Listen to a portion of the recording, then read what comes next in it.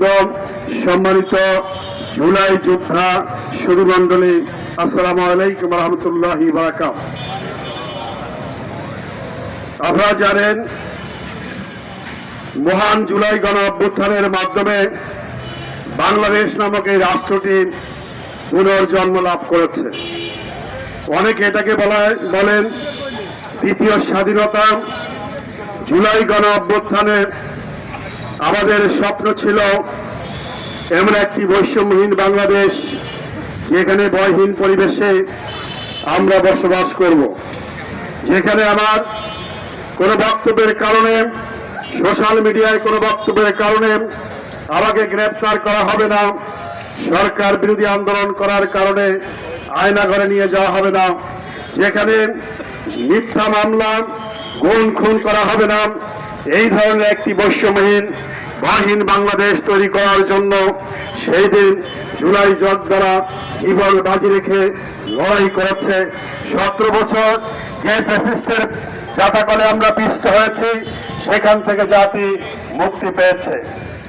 জুলাই গণঅভ্যুত্থান পরবর্তী আমাদের অগ্রাধিকার বিষয় ছিল, জুলাইয়ের দাবি ছিল নির্বাচন, বিচার এবং সংস্কার। কিন্তু আমরা বাস্তবে দেখেছি, যেই নির্বাচনটি অনুষ্ঠিত হয়েছে, সেই নির্বাচন প্রশ্নবিদ্ধ হওয়ার পরেও জামাত ইসলামী বাংলাদেশ বৃহত্তর স্বার্থে সেই নির্বাচনের ফলাফল মেনে নিয়েছে।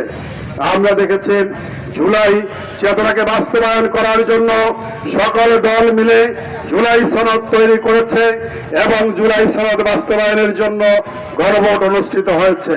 সেই গণভোটে আজকের যারা ক্ষমতাসীন দল, তারাও গণভোটে হায়ের পক্ষে প্রচারণা চালিয়েছে, জাতিকে গণভোটে হায়ের পক্ষে ভোট দেওয়ার জন্য উদ্বুদ্ধ করছে। কিন্তু আমরা দেখেছি, ক্ষমতাসীন হওয়ার পরেই তারা জুলাই সনদ বাস্তবায়নের সেই অঙ্গীকার থেকে সরে এসেছে। যেখানে গণভোট বিজয় হয়েছিল প্রায় 69% ভোটে, সেখানে সেই গণভোটের রায়কে অস্বীকার করার মাধ্যমে তারা জাতির সাথে প্রতারণা করেছে।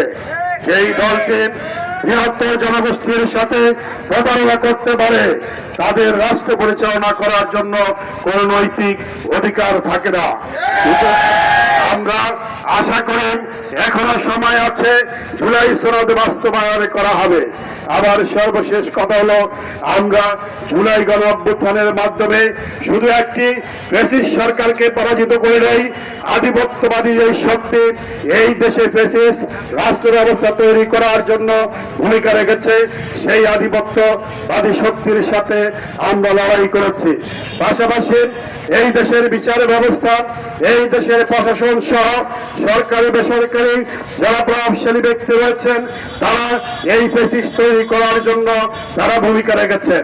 সেই জন্য জুলাই সংস্কারের মাধ্যমে, জুলাই চেতনার আলোকে সংস্কারের মাধ্যমে রাষ্ট্রীয় প্রতিষ্ঠানগুলোকে সংস্কার করেই বাংলাদেশে গণতন্ত্র যাতে করে সুপ্রতিষ্ঠিত হয়, সেই চেতনা এবং সেই আকাঙ্ক্ষা বাস্তবায়ন না হওয়া পর্যন্ত আমাদের লড়াই অব্যাহত থাকবে। আজকে আমাদের ইনকিলাব ইনকিলাব, আপোষ না সংগ্রাম, আপোষ না সংগ্রাম, আপোষ না রাজপথ। বাংলাদেশ লয়ার্স কাউন্সিলের কেন্দ্রীয় সভাপতি, সুপ্রিম কোর্টের সিনিয়র অ্যাডভোকেট জসিমউদ্দিন সরকার, আমরা আজকের এই সমাবেশে প্রধান অতিথির বক্তব্য রাখার জন্য অ্যাডভোকেট জসিমউদ্দিন সরকারকে অনুরোধ করছি। ইনকিলাব ইনকিলাব, জিন্দাবাদ জিন্দাবাদ, আপোষ না সংগ্রাম, সংগ্রাম সংগ্রাম। বিসমিল্লাহির রহমানির রহিম। আজকের মিছিল পূর্ব সমাবেশের সম্মানিত সভাপতি, ঢাকা মহানগরী কর্মপরিষদের সদস্য এবং ঢাকা ধানমন্ডি থানার সংগ্রামী আমির জনাব মুস্তাফিজুর রহমান, এখানে বিশেষ অতিথি হিসেবে উপস্থিত আছেন এই জোনের পরিচালক, বিশিষ্ট শিক্ষাবিদ অধ্যাপক নূর মানিক, অন্যান্য সংগ্রামী ভাই বন্ধুগণ, আসসালামু আলাইকুম রহমতুল্লাহ বারাকাতুহু। কথা অত্যন্ত পরিষ্কার। আজ থেকে 2 বছর আগে এই দেশের মানুষকে শোষণের জিনজির থেকে, গোলামীর জিনজির থেকে মুক্ত করার জন্য শহীদ আবু সাঈদরা রক্ত দিয়েছিল, মুগ্ধরা রক্ত দিয়েছিল। দুর্ভাগ্যের বিষয়, যাদের রক্তের উপরে দাঁড়িয়ে আমরা পার্লামেন্টের এমপি হয়েছি, মিনিস্টার হয়েছি, বড় প্রশাসক হয়েছি, তাদেরকে তেমন ভুলে গিয়েছি।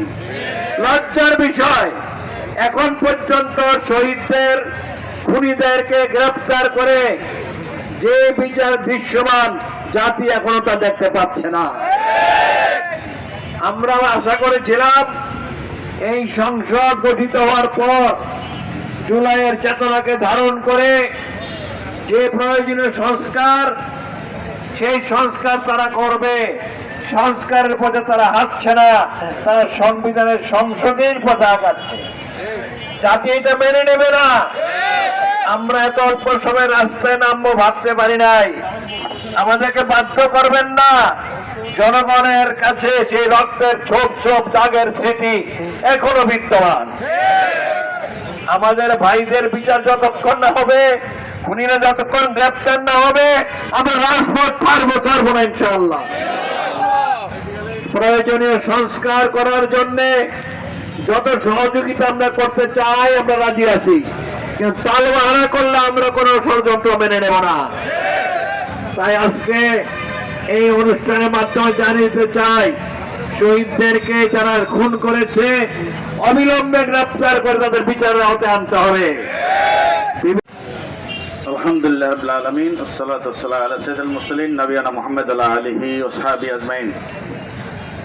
সম্মানিত ছাত্র জনতা, আমার প্রাণ প্রিয় যোদ্ধারা, সহযোদ্ধা ভাইয়েরা, আমরা আশা করেছিলাম আমাদের অনেকগুলো স্যাক্রিফাইসের মাধ্যমে এদেশে আমরা একটা স্বাধীন সার্বভৌম রাষ্ট্র উপহার দিতে পারবো, যেখানে বেশ বৈষম্য থাকবে না, আমাদের নেতৃবৃন্দ বলেছেন।